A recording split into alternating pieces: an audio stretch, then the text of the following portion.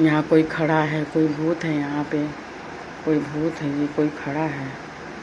कितना रिस्क लेके by car Mumbai उतनी दूर जा रहे हैं अपनी बड़ी मम्मी को लेने के लिए, बहुत अच्छी बात है।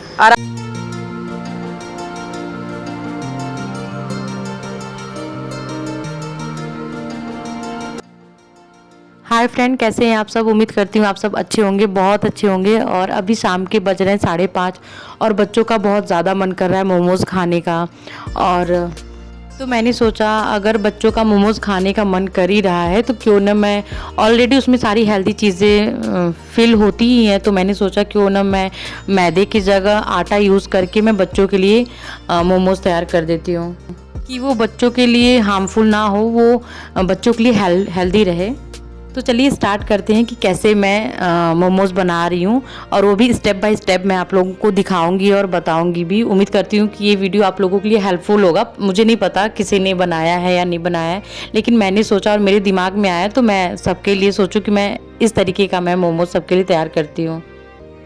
तो चलिए स्टार्ट करते हैं स्टेप बाय स्टेप मोमोज़ कैसे बनाते हैं। मोमोज़ की रेसिपी तो बहुत ही सिंपल होती है, सबको पता है, लेकिन मैं कैसे बनाती हूँ तो चलिए मैं अपना भी दिखाती हूँ कि मैं कैसे बनाती हूँ।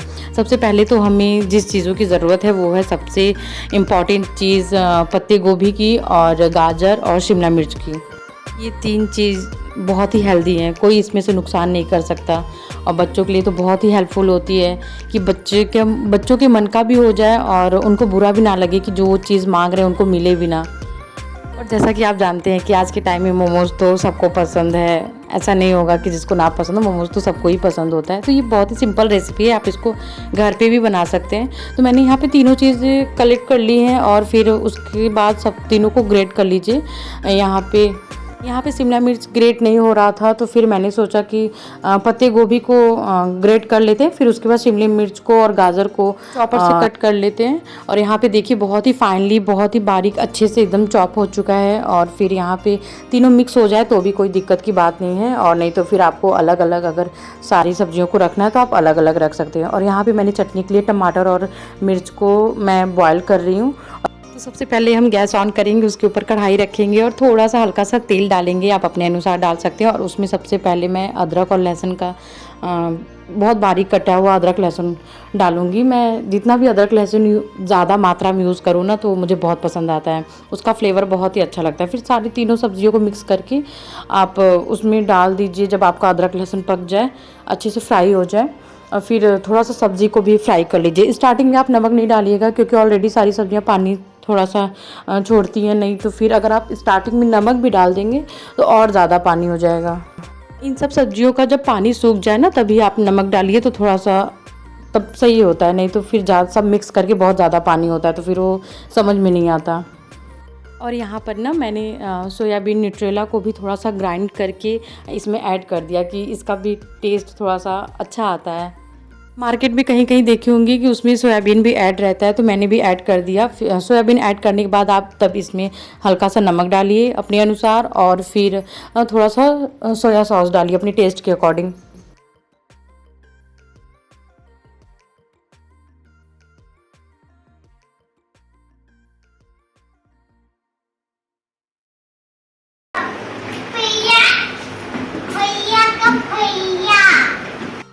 बच्चे मोमोज़ का वेट कर रहे हैं, बहुत ज़्यादा एक्साइटेड हैं मोमोज़ खाने के लिए। और यहाँ पे मैंने आटा गूँथ लिया है, सिर्फ आटा। अगर आपको मैदा उसमें थोड़ा सा 1-2 चम्मच ऐड करना है तो आप ऐड कर सकते हैं, अदरवाइज़ आप पूरा मैदा स्किप कर सकते हो तो बहुत अच्छी बात है। तो मैंने यहाँ पे मैदे का यूज़ बिल्कुल भी नहीं किया है क्योंकि ये मोमोज़ बच्चों को भी खाना है, तो बच्चे बहुत छोटे होते हैं तो उनको नुकसान भी ना करे। और फिर मैं बड़ा सा लोई लेके उसको अच्छे से बड़ा सा बेल लीजिए, और फिर किसी भी कटोरी या ढक्कन से आप इस शेप में गोल राउंड राउंड शेप में आप काट लीजिए।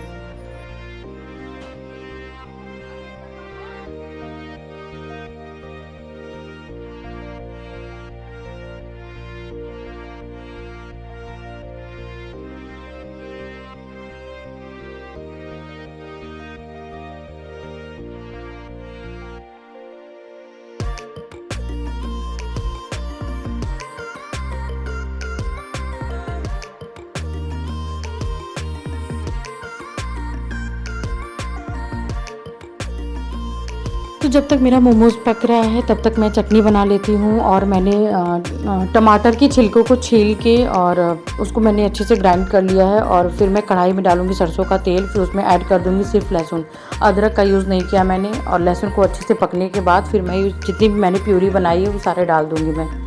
और इस प्यूरी को 1 मिनट तक पका लीजिए। और फिर पकाने के बाद जब ये हल्का सा थोड़ा सा गाढ़ा होने लगे तो इसमें सोया सॉस और फिर नमक और विनेगर ऐड कर दीजिए। अगर आपके पास विनेगर नहीं है तो आप नींबू का भी यूज़ कर सकते हैं। और ध्यान ज़रूर रखिएगा, ये चटनी बच्चों को भी खानी है तो मिर्ची का यूज़ कम करिएगा। और आप मेरे चैनल पर अगर नए हैं तो चैनल को लाइक शेयर और सब्सक्राइब ज़रूर करिएगा। बैठो, आओ, बैठो बैठो बैठो बैठो।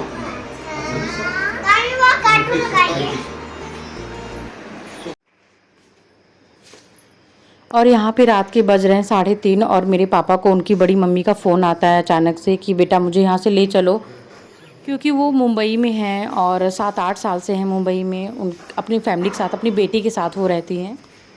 तो बहुत दिनों से उनका मन नहीं लग रहा था शायद, और फिर वो एक ही जगह पड़े पड़े बोर हो गई थी। वो गांव में रहती हैं।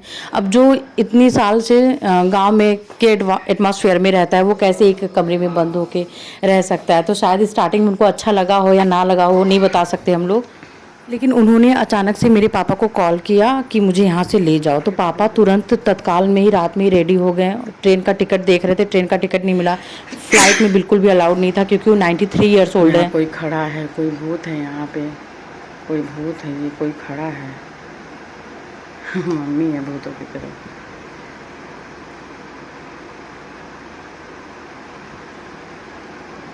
और यहाँ पे अभी मैं कैमरे से देख रही हूँ, रूम में कार बाहर निकल रही है और साथ में मेरा बड़ा भाई, छोटा भाई और पापा ड्राइवर हैं। ड्राइवर कार चलाएगा, बड़ा भाई नहीं जा रहा है, छोटा भाई और पापा जा रहे हैं लेने के लिए।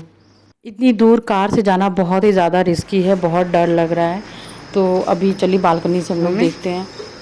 यहाँ बालकनी में मम्मी ही भूतों की तरह खड़ी होकर देख रही है। बहुत ज़्यादा हम लोग को डर है, सबको टेंशन है भाई। इतना दूर बाई कार जाना बहुत रिस्की का काम है, लेकिन मेरे पापा, अच्छी बात है, ठीक है, कहीं ना कहीं से भगवान सुनेंगे, देखेंगे कि मेरे पापा कितना रिस्क लेके बाई कार मुंबई उतनी दूर जा रहे हैं अपनी बड़ी मम्मी को लेने के लिए। बहुत अच्छी बात है। आराम से जाइएगा पापा।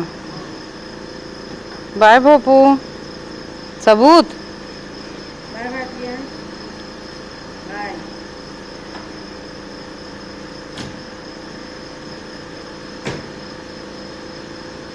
बस पापा मेरे अच्छे से वहाँ पहुँच जाएं और दादी को लेके एकदम अच्छे से घर चले आएँ।